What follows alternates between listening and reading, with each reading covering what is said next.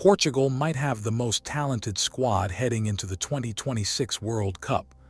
Bruno Fernandes, Vitinha, Bernardo Silva, João Neves, Rúben Dias. This is a golden generation in its absolute prime. But somehow the biggest question around Portugal is still the same name, Cristiano Ronaldo, a question worth 5 Ballon d'Ors. At 41 years old, Ronaldo is still expected to lead the line. He is the captain, the icon, the greatest player in the country's history. But at a World Cup, legacy is not enough. Portugal does not just need a symbol. They need balance, movement, high-intensity pressing, and goals when the pressure is at its absolute highest. So, is Ronaldo still Portugal's ultimate weapon? Or is he a tactical burden this incredible team is afraid to admit? Can Roberto Martínez build a winning machine around him? Or will Portugal waste another golden generation while still chasing the past? Let's look at the projected starting 11. Starting in goal, Portugal has Diogo Costa, and this is one of the positions where there is no real debate. Costa gives Portugal something every serious World Cup team needs: calm, confidence, and a goalkeeper who is comfortable in big moments. That matters for this team, because Portugal will want to control games, push players forward, and take risks with the ball.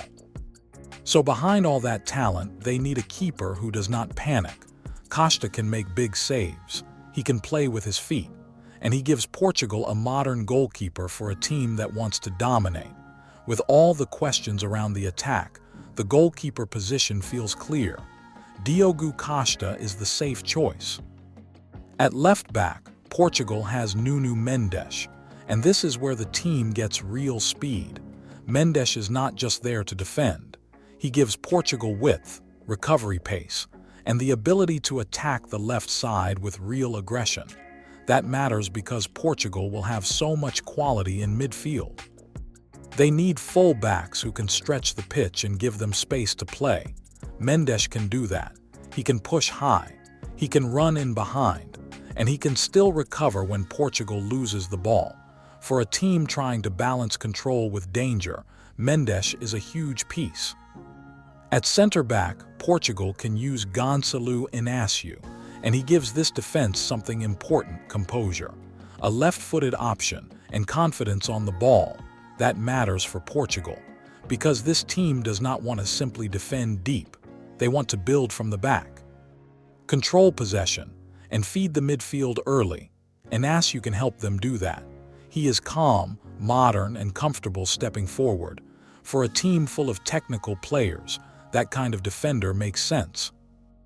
Next to Inácio, Portugal has Rúben Dias, and when he is fit, he changes the whole defense. Dias brings leadership, aggression, and real authority at the back. He is the defender who can organize the line, win duels, and give Portugal a stronger mentality in difficult moments. That matters in a World Cup, because technical teams still need warriors. Portugal has artists everywhere, but Rúben Dias gives them steel. At right back, Portugal has João Cancelo, and this gives the team another attacking weapon. Cancelo is not a safe, simple fullback. He wants the ball, he wants to move inside, and he wants to create. That can make Portugal dangerous, because with Bruno, Vitinha, and Neves already in midfield, Cancelo gives them one more player who can overload central areas. But it also comes with risk. If he pushes too high, Portugal can leave space behind him. So with João, the question is balance. Used well, he can help Portugal control games. Used badly, he can make them vulnerable. But Portugal's real treasure is not only in attack, it is in midfield. This might be the best midfield at the entire tournament: technical, intelligent, creative, and full of players who can control the rhythm of a game. That is what makes Portugal so dangerous, because if this midfield works, they can dominate almost anyone. And the player at the center of that control is Vitinha. Vitinha is the player who can make Portugal feel complete. He is not the loudest name in the team. He is not the biggest superstar, but he may be the most important midfielder they have, because Vitinha gives Portugal control. He can receive the ball under pressure, turn away from opponents, keep the tempo high, and connect every part of the team: defense, midfield, attack. That matters when you have so many creative players around him. Bruno wants to create, Bernardo wants to move, the fullbacks want to push forward, Cristiano wants service in the box, and Vitinha is the player who can hold all of that together. He gives Portugal rhythm, and in a World Cup, rhythm can be everything. Next to Vitinha, Portugal can use João Neves, and this is where the midfield gets even more intense.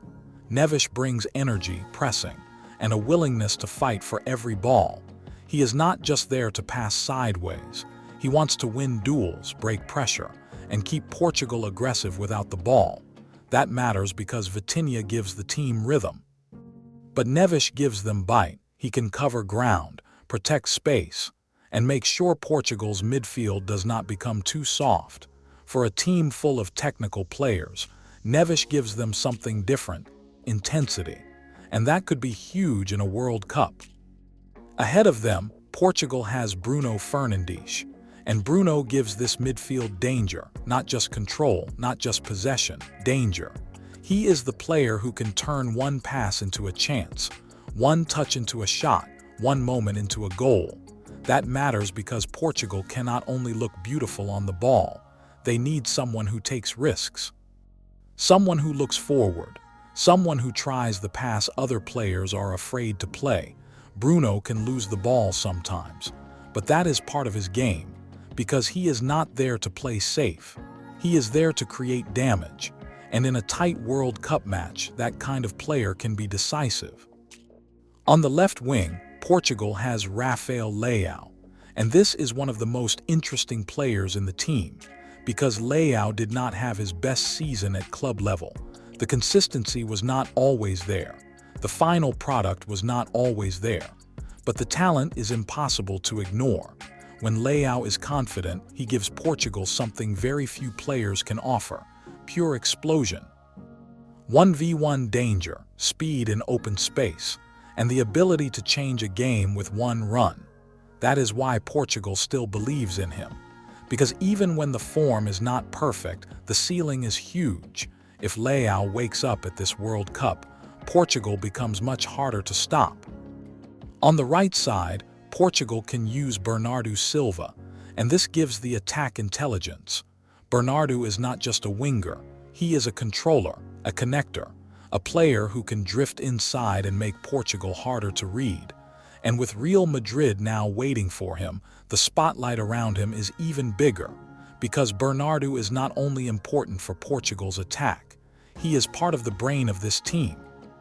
He can slow the game down, speed it up, combine with Bruno and Vitinha, and create space for Cristiano in the box.